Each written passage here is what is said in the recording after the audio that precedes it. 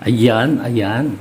Content creator wannabes ba kayo? Gusto nyo bang maging tulad ko na content creator? So, wag na wag nyong gagawin ito. Sabi nila, para kayo ay maging viral, kayo ay susunod dun sa tinatawag na engagement. Pero napakarami ang gumagawa ng false o fake engagement na tinatawag, no? So, sa mga content creator wannabes, kasi nga napakaganda nitong vlogging kasi dito pwede kayong kumita ng milyon tulad nila Marian Rivera, ni Ivana at saka ni Joshua, no? So sila milyon-milyon ang kinikita nila sa vlogging. So kung gusto niyo maging ganun, huwag kayong gagawa ng mali na ginagawa ng ilan. Nagmamadali kayo na maging content creator, lalo kayong hindi magiging successful. So, unang-una, anong gagawin ninyo? Pag kami napanood kayong mga videos, panoodin nyo muna. Huwag nyo kagad ilalike. Yan ang ginagawa ng iba. Kasi nga, akala nila engagement iyon. Hindi. Walang engagement. Kasi si Facebook, si TikTok, nalalaman niya kung nanood kayo o hindi. So kung hindi kayo nanood, 1 second lang, wala pang 1 second, nag-like agad kayo, hindi yun counted as engagement, no? So ano ang gagawin? Dapat panoodin ninyo. At kung nagustuhan nyo, pwede kayong mag-comment. Kung ayaw nyo, pwede kayong magpunta sa mga iba pang video, no? So dun naman sa mga nagustuhan ninyo, no, na video, kayo ay magbigay ng inyong honest opinion. Okay? So, pwede nyo magustuhan at sabihin nyo ang reason. Pwede nyo ring hindi magustuhan at sabihin nyo ang reason.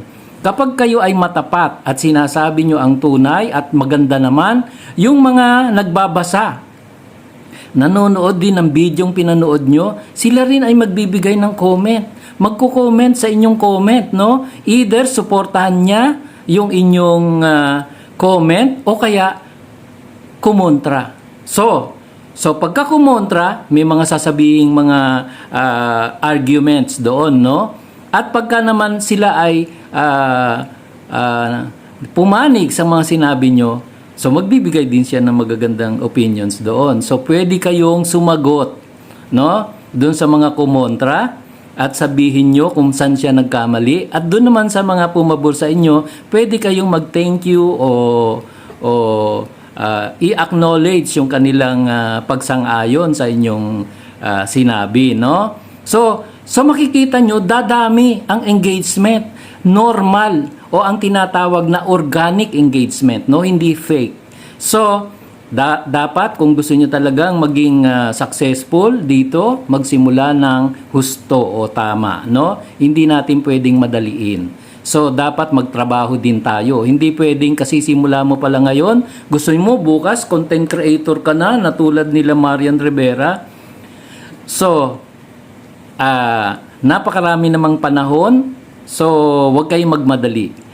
Okay? So kung nagustuhan ninyo itong aking video, pwede kayong mag-like at sabihin nyo rin kung kayo ay sumasang-ayon sa mga sinabi ko o kumukontra, no? Pwede naman natin pag-usapan yan.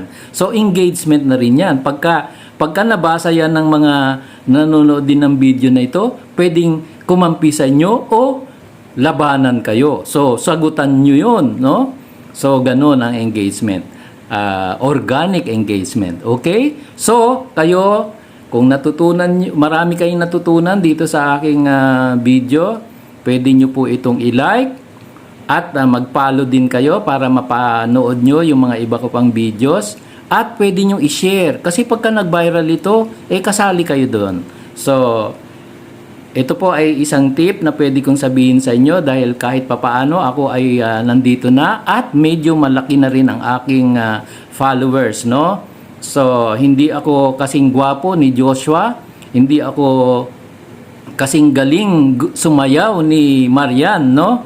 Pero, kahit papano, dahil tayo ay isang honest na content creator wannabe, kahit papano dumami ang ating followers. So, sana may matutunan kayo. Goodbye! Panoodin nyo uli ang aking mga ibang videos.